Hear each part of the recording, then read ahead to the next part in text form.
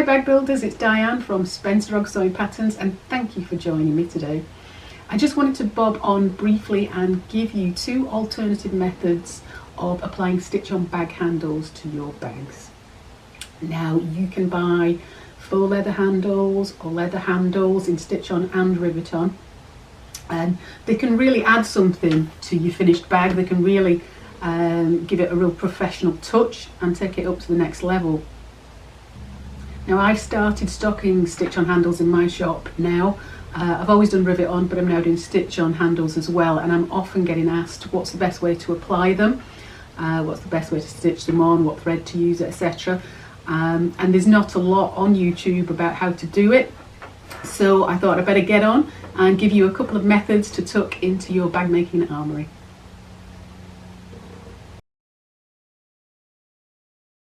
First, I'll show you a quick and easy method to stitch your handles on, and then I'll show you a 2-needle leather working method to stitch them on, which is a little more complicated but gives a really nice result.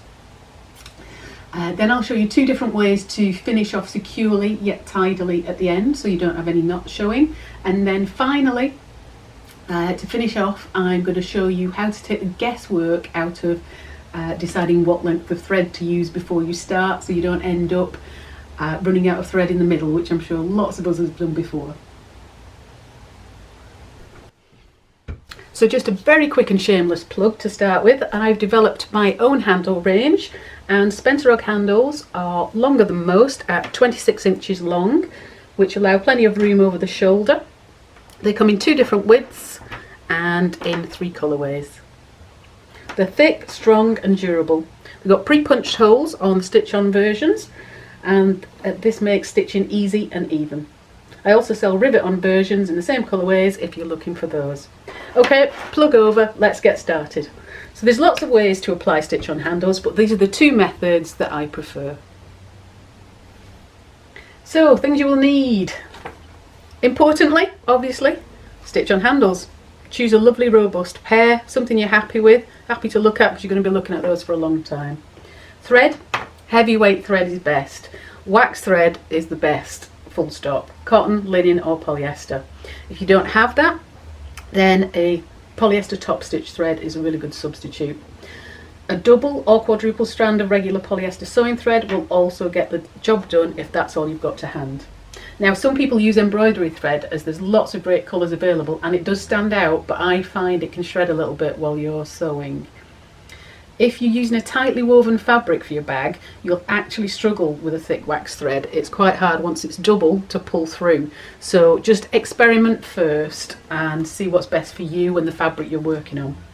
I think the polyester top stitch thread used double is actually a really great substitute in most cases. So as I say, test your fabrics first and see what works best for you. As for the needle, the main thing is it has a large eye. We've got some quite substantial threads there we want to be able to get through there, so don't make your life hard. Choose one with a nice large eye in it to start with. Needles are numbered differently in the States to in the UK, so I'm just going to say that the needles I'm using here are 55mm and 1.02 diameter. It doesn't have to be any specific needle by any stretch of the imagination. As long as you can get the thread through it and it'll pass through the holes in your handle and it's sharp enough to get through your fabrics, then anything you have to hand is perfectly adequate. So I've prepared a tote bag here, similar to the Harris tote pattern which you can find on my website. I'll add a link in below. I've actually strengthened just behind there with some extra interfacing. I've just used a medium weight interfacing. You could use, if it's a sturdy bag, you could use Decaville, you could use canvas, anything that just gives it a little extra bit of strength. I usually use a whole rectangle, though you can just add 2 little circles just where your handle's going to be. So I've chosen to completely finish my bag before I put my handles on. You can put them on before you finish your bag, before you put the lining or the facing on, in which case just make sure when you stitch your handles on that you do leave yourself enough room at the top there before you start your stitching to allow the handles to bend down, so you can still seam at the top and top stitch at the top. So I'm applying after I've made the bag up. So I've actually finished the bag completely and I've top stitched along the top edge to make a nice sharp crease there. Choose the width of strap you'd like, and then we're on to positioning. So bear in mind, if you want to keep lots of room to get that over your shoulder, the further down the bag you position them, the less room you're going to have here. Similarly, the further apart you position them, the less room you're going to have here. So to achieve the longest handles, you want them relatively close together and relatively far up. Obviously these are quite long anyway, so we've got plenty of room to play with. So just decide where you'd like the look of the handles. So I'm going to go somewhere around here. Once I've decided on the look, I'll then measure it so I can make sure everything lines up. So once you've got an idea where you want your handles, then just measure from the side and make sure they're equidistant on both sides. I want mine somewhere around there, so I'm going to measure that side, and we were at 11 centimetres. So I'm going to measure 11 centimetres on that side also. Just make sure, as I say, you're at the right positioning up or down where you'd like them. I'm giving myself an inch there at the top. So happy with that. I am going to mark it with chalk. If you've got a fabric that will hold a little bit of double-sided tape, all the better. You can just hold it in place while you're marking it with chalk. Everything helps. Measure that again. 11 centimetres. There. There we go. So I am just going to mark around that in chalk because it probably will shift as I'm stitching. Won't be a surprise. There we go. And we're ready to start stitching that now. You can put a little clip at the top of there as well. That won't do any harm.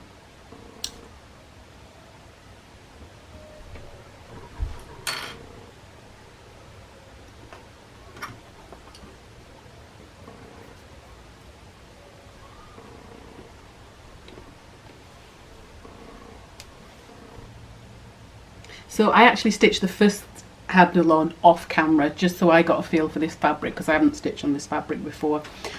So to continue, what we're going to do is we are going to take our knotted thread and we're going to place that knot underneath the strap. So we're going to stitch right under there. So that knot is going to be completely hidden under there. You're never going to see it. So it's nice and secure in there. You can put an extra stitch in if you want to. Doesn't matter if it's messy because nobody's ever going to see in there. I'm going to start at the third hole.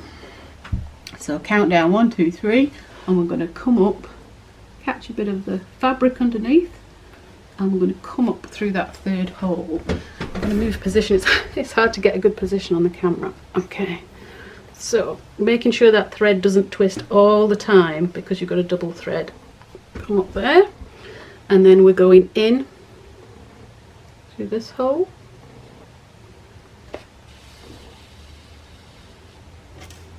Tighten your threads all the time.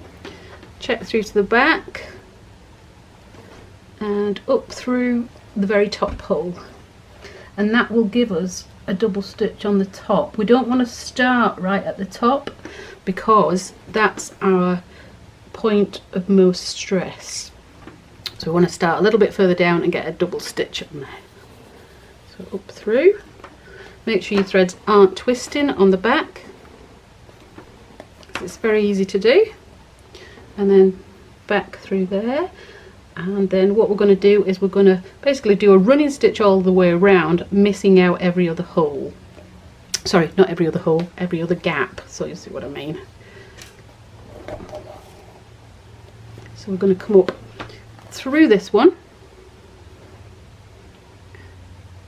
and then we're going to go in there, out through there, in there, out through there. So it'll look like gap stitch, gap stitch. Try and keep it nice and even on the back. Sorry if my head's getting in the way, it's quite a difficult angle to get on here. You can kind of peek up under the side to see where you're coming out.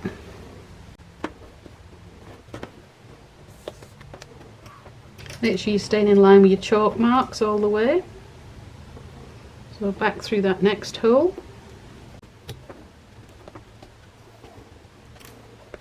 Tighten both threads every time, and then we're going to come up through this hole, leaving a gap.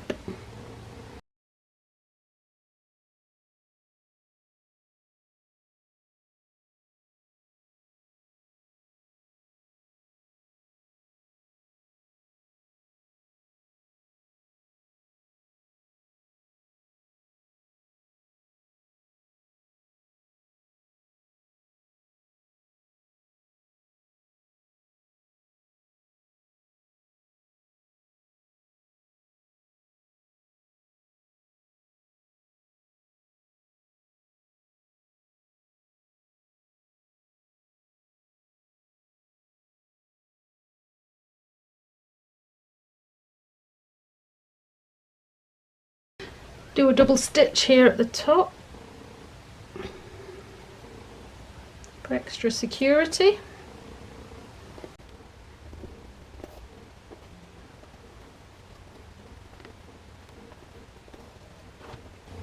So we're going back now to fill all those gaps in.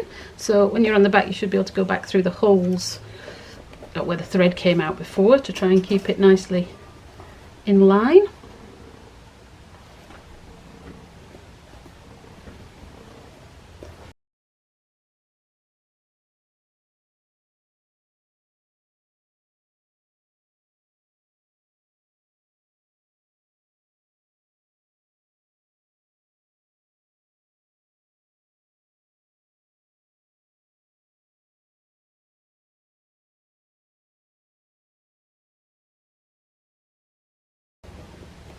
Okay, so we're getting back to the last one. What we're going to do now is stitch over a couple of these stitches just for extra security.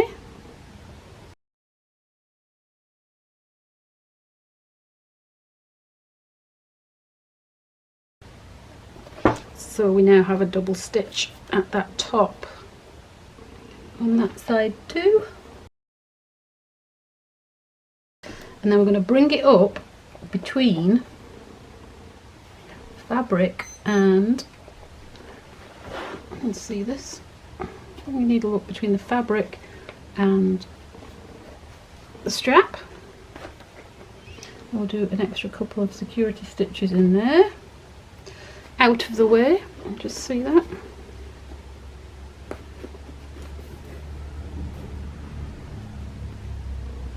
You can even put a little knot in there.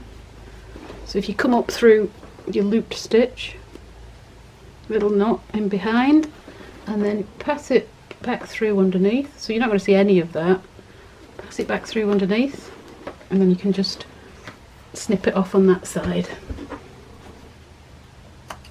Okay, so I'll now do the final handle. So just make sure before you put those final ones on that measure in your 11 centimetre, whatever measurement you're going to choose, but make sure they line on top of each other and that they match. So I'll go right ahead and do that last one. And there we go, there's our handles attached.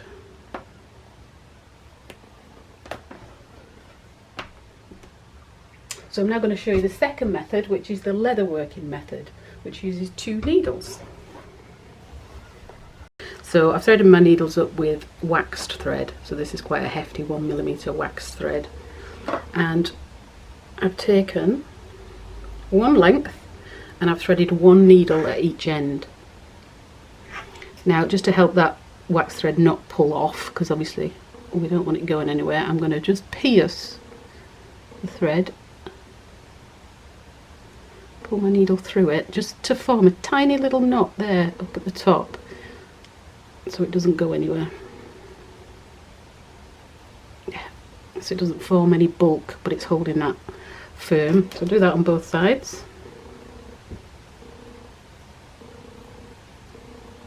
Good, so that's nice and firmly attached on both sides of the thread. Now I'll show you this on just a piece of fabric. Now, as I said before, if it's a really tightly woven fabric, it is quite difficult to get through. So on the bag I demonstrated, the fabric was too was actually too densely woven, so because the thread is so thick, I couldn't, without fighting with it all the way around, then I couldn't demonstrate it properly. So I'm just using a Harris Tweed here, which is much more open weave, so it's easier to show you. And I'll do it on a strip so you can see the back and the front at the same time. So we're going to start on the back of the fabric, and we're going to push it through to the hole, the third hole on the front again. There we go. Now there's no fastening on, sorry, that's the second hole, isn't it? There's no fastening on and off here because we're just using one continuous thread. And it's a really nice way to do it, and it does a great finish. So you've got your 2 needles, just have them so you've pulled the thread taut and they're both the same length. And then we're going to work from both sides of the fabric. So the first needle I'm going to push in from the front to the back, pull that through. The second needle I'm taking from the back straight through that same hole to the front, out of that same hole there.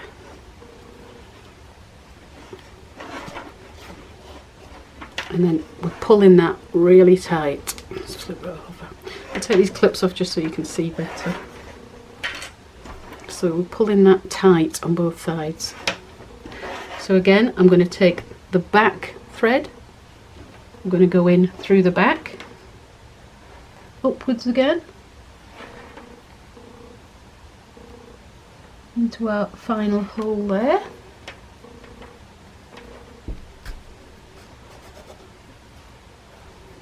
So that's our back thread coming through. Pick up the front thread and push that back through that same hole.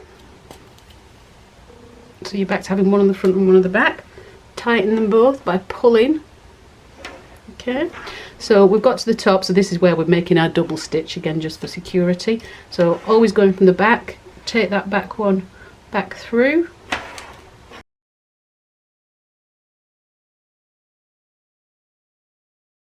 And this one back down.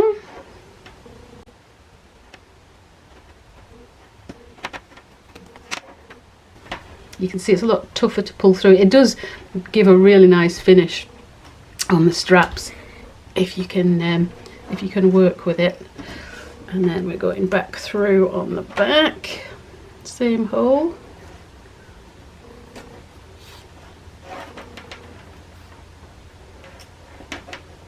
And then this one through from the front to the back.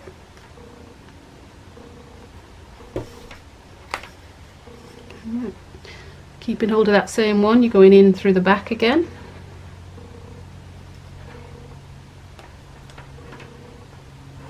So we've done our double stitch, we're now down to single stitches, but rather than doing gap stitch, now because we've got 2 threads, we can stitch all the way around.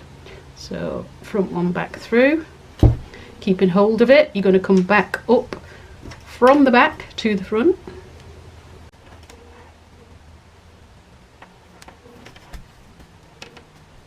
Place that to one side, pick up the one that was on the front and back through the same hole.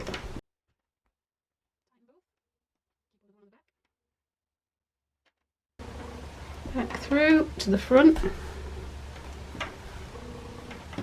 And then the front one to the back. Keep hold of it and back through the back. We work our way around. Just a quick diagram to explain that a little bit further.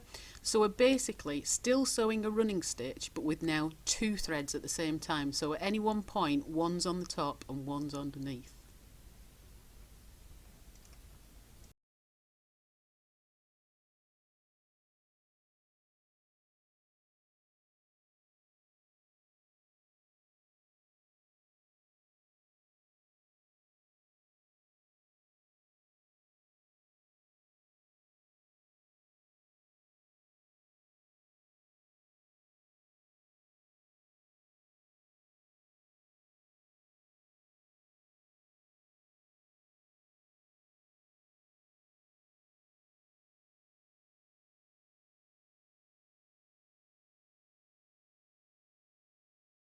So you can see it's much smoother with the wax thread than with the double polyester, but it is bulky. But it does give a lovely appearance. You can see how much nicer the stitches sit. So once you get to the end, we're just going to do a last double stitch on there. So up through there, get that one down. And then, because we've got two separate threads here, I'm going to pass that one to the back as well. So we've got a nice double stitch there to secure. Flip it over, and I'm just going to push both threads and both needles out underneath the side there. And because we've got two threads, we can just tie them off.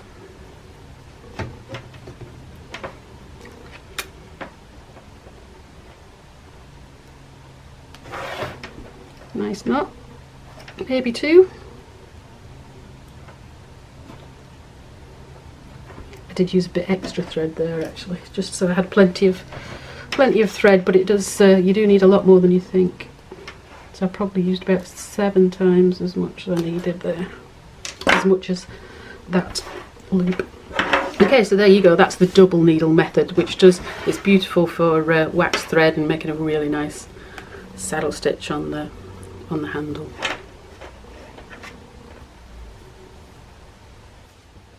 So finally, just to take the guesswork out of how much thread you need to prepare to stitch around that area, just measure that area to be stitched. And in this case, it's about 4 inches. So we'd automatically think, well, we probably need about twice that amount. You don't, you need a lot more than that, because you've got to allow for the thickness of the fabric you're going through. You need to allow for the length of the needle, your knots on the end, fastening on, fastening off. So actually you need 6 times there or thereabouts the amount of that length. So that was 4 inches. So in this case I've pulled out a length of 24 inches, but that is 24 inches usable length. So if you're using double, it's double that. So 24 inches usable from the knot to the needle. If you're using a really thick fabric, I'd actually add a little bit more on again. Hope you found the tutorial useful today, and you'll join me again soon. On my next tutorial I will show you how to make a simple tote bag like this and then use rivet on hardware. So I hope you'll join me for that. I have a Facebook group for help and support with all my patterns and general bag making chat. Please do join. Just click the link below and do subscribe to my YouTube channel. Lots more tutorials going forward. What are you waiting for? Go sew!